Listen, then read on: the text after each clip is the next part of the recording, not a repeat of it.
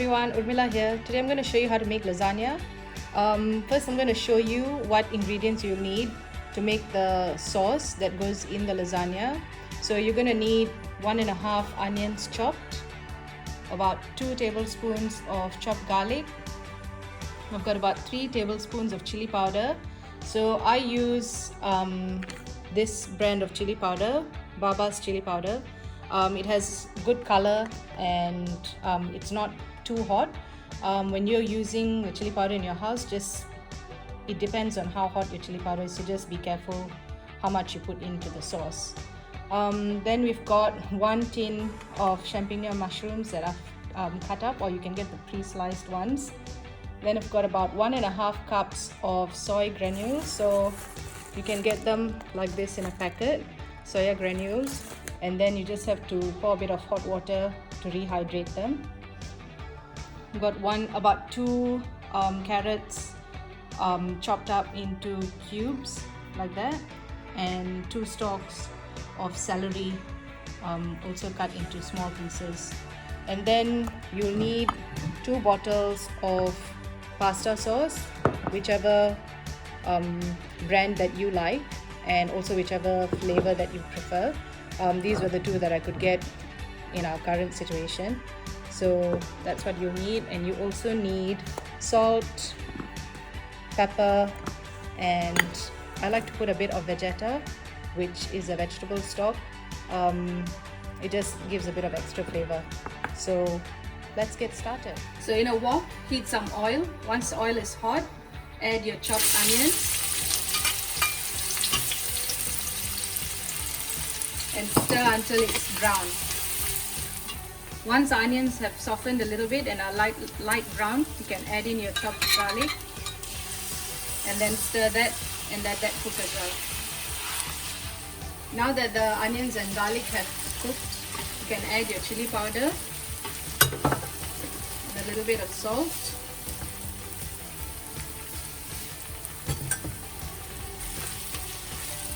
I like to put a little bit of water just so that the chili powder doesn't burn.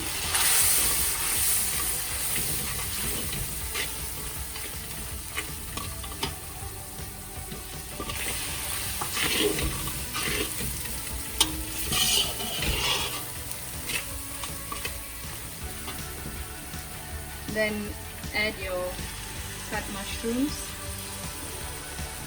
and the soy granules, and stir that through and let it cook for 2 minutes. Next, you can add your carrots and the celery and about 2 tablespoons of Vegeta and half a tablespoon of pepper. You can add more pepper if you like, it's up to you. And then stir that through and let the vegetables cook for a few minutes. Then we'll add the sauce at the last point. So it's been about 5 minutes since I added the vegetables in. Now you can add the bottles of sauce.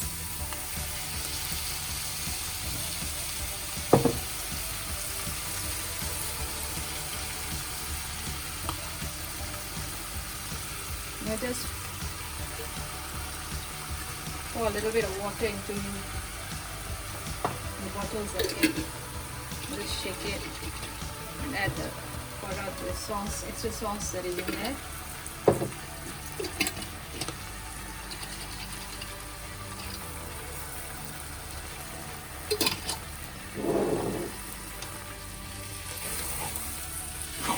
And then just stir that through and let it simmer for a little while more, for about another 5 to 10 minutes.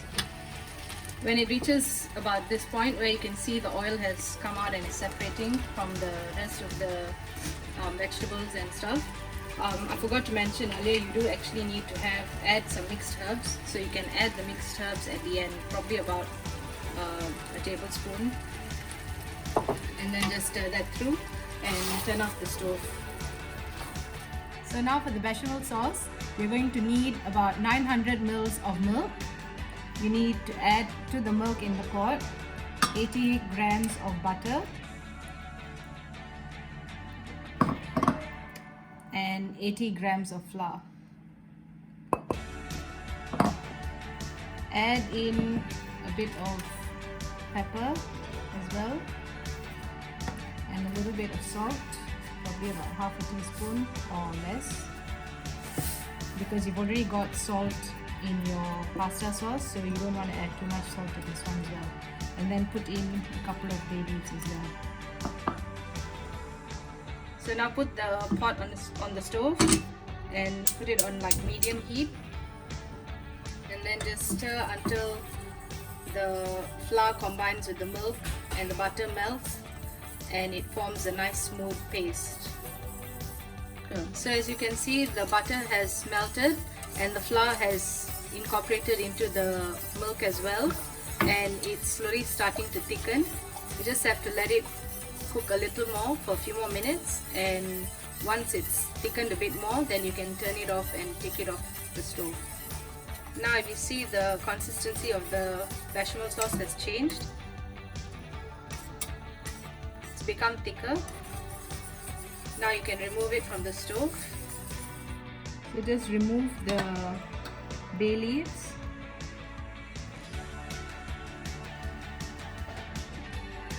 It's hot, so be careful. And then pour half of the sauce that you have into the bottom of a Pyrex dish. So you can see I've got a pretty deep dish here. Just make sure it covers the base of the dish.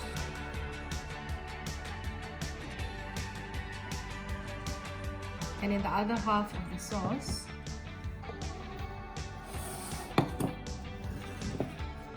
you can add about 80 grams of grated cheese and stir it in. This will form your cheese sauce for the top of the lasagna. So just stir it in until the cheese has all melted.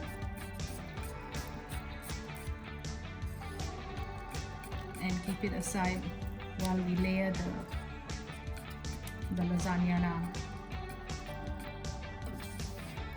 So now to layer your lasagna, you're going to need to get your lasagna sheets.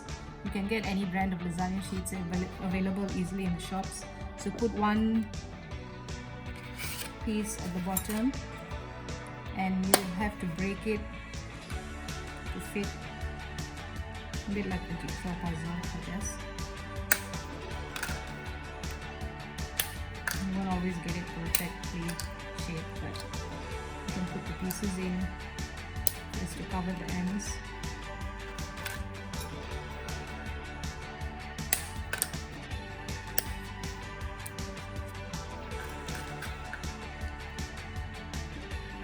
And then put your sauce, a layer of your sauce on top of the lasagna sheet and spread it.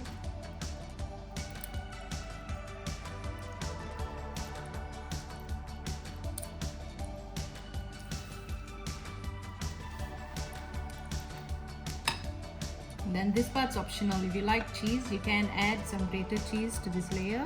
If you don't want it to be too cheesy, you can leave this out, but this just makes it a little bit tastier. So add a bit of grated cheese and then repeat the process. So start again with another piece of lasagna sheets. So yeah, and keep going until you've reached the top.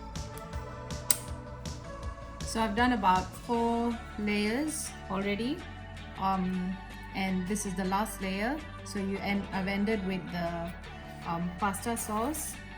I'm going to put a bit of cheese.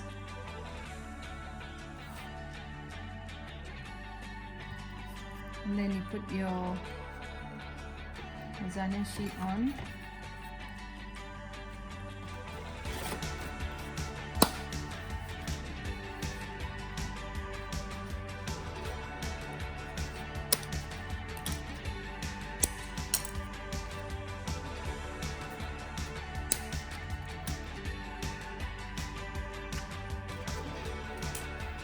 And then you pour your cheese sauce on top.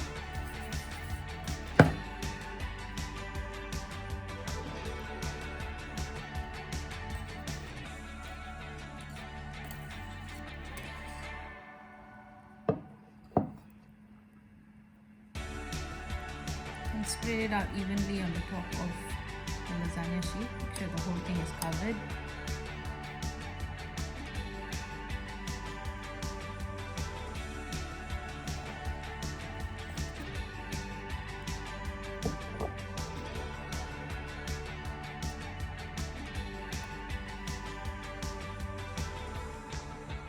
If you're using a more shallow Pyrex dish, then I'd advise you to make your layers, make less layers, so that you have at least about that much of space from the top for the thing to expand. Otherwise, what happens is your oven will be a real mess and it can be quite frustrating to clean. So now just cover the top of your cheese sauce with a layer of grated cheese, and while you're layering your lasagna, you would have needed to preheat your oven. So I've preheated my oven to 160 degrees, fan forced, and I'll show you what I've done in the oven as well, so that it helps protect your oven from becoming messy. So as you can see, I've put a tray with glad bake underneath the rack, and I'm putting the lasagna on the rack, and this will just help catch any of the extra oils that might come out of the cheese and the lasagna, and stop it from burning on the bottom of your oven floor. So leave the lasagna to cook in the oven for about an hour. I've put a timer for 50 minutes, and then I'll come back and have a look, and if it still needs to be cooked, so you need to actually poke it with a fork or a knife and see if the pasta sheets have actually cooked through. Once they're soft and they've cooked through, then you can remove the lasagna from the oven. It's been about 50 minutes now, so I'm just going to take it out and check with the knife. If the knife goes through easily, it should be cooked inside, so you can just check. If you like it to be darker than this, then you can leave it for longer, otherwise you can remove it now.